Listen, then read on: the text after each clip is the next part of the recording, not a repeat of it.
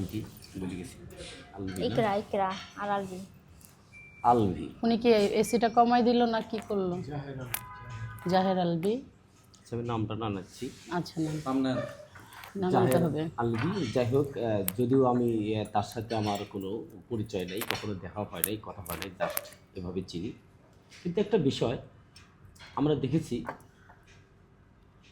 যদি কোনো ব্যক্তি একটা অন্যায় করে থাকে, চিরদিন মানুষ সেই অন্যায়ের কথাটাই মনে রাখে। সারা জীবন মন দিয়ে প্রাণ দিয়ে তাকে জীবনের থেকে বেশি ভালোবাসলে সে কথাটা মানুষের কখনো মনে থাকে না। আজকে যে মারা গেছে, 16 বছর 15 বছর তাদের সংসার করছে, তাদের মধ্যে কি ভালোবাসা ছিল না? সম্পর্ক ছিল না? একজনের প্রতি একজনের আন্তরিকতা ছিল না? ছিল বিধায় 16 বছর তারা সংসার করেছে। আমি যেটা মনে করি, এমনও তো হতে পারে যে সেই মেয়েটা আলবির বোন অন্য কোনো সমস্যার কারণে তো মারা যেতে পারে। তাই আমি বলছি যে এটা সুষ্ঠু তদন্ত করার দরকার, যে আসলে এটা আলবি জড়িত না তার সাথে অন্য কোনো প্রবলেম, অন্য কিছু জড়িত ছিল। আসলে মানে সত্যর কোনো শেষ নাই, মিথ্যারও শেষ নাই।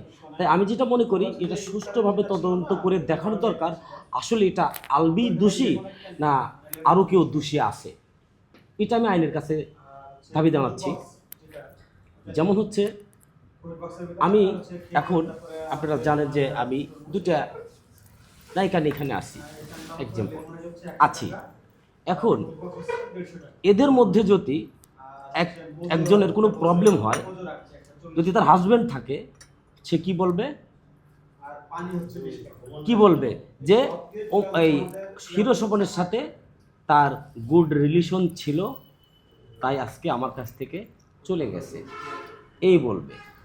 কিন্তু এর যখন তার হাজব্যান্ড দেখবে যে হিরো স্বপনের সাথে এর হাজব্যান্ড এই কাজ করতেছে, ঘুরতেছে ফিরতেছে, কিন্তু তখন তার হাজব্যান্ডের মনে কিন্তু ব্যথা লাগবে, কষ্ট লাগবে। সেই কষ্টের কারণে যদি তার হাজব্যান্ড আজকে অন্য কোনো মেয়ের সাথে সম্পর্ক করে, অন্য মেয়ের সাথে যদি ভালোবাসে, তাকে যদি বিয়ে করে, আর সেই কষ্ট যদি তার বউ নিতে না পারে, সে যদি আত্মহত্যা করে, তাহলে সমান দোষী কিন্তু দুইজনই থাকে। তাই আমি বলছি, আপনারা অনেক গভীরে যান, গভীরে যে এটা তদন্ত করেন। আসলে এক হাতে কখনো তালি বাজে না, দুই হাতে লাগে। কিছু না কিছু একটা আছে, নাহলে একটা মানুষ জীবন দিতে পারে না। আর একটা মানুষ 16 বছর সংসার করার পর এরকম কিছু হতে পারে না, এটাই মনে করি। আর যে মেয়েটার সাথে প্রেম করছে, কি যেন নাম, আমি অবশ্য আপনার জানি না, তিথি। হ্যাঁ। আর আমি তিথির কথা একটা বলতে চাই, যে তিথি, তুমি জেনে শুনে, তার বউ আছে, তার বাচ্চা আছে, জেনে শুনে যেহেতু তুমি তার সাথে সম্পর্ক করেছো, তার সাথে কি করেছে না সম্পর্ক করতে, তোমার জন্য যদি সে মারা যে থাকে, তাহলে তোমার আসলে সিদ্ধান্ত শাস্তির দরকার, শাস্তি হওয়ার দরকার। কারণ তুমি জেনে শুনে যেটা করেছো সেটা সত্যি অনেক বড় অন্যায় করেছো। তাই আমি আইনের কাছে আবেদন জানাই, সুস্থ তদন্ত হয়ে তার সুস্থ বিচারের আওতায় আনা হোক, এ বলে আমি আমার বক্তব্য শেষ করছি।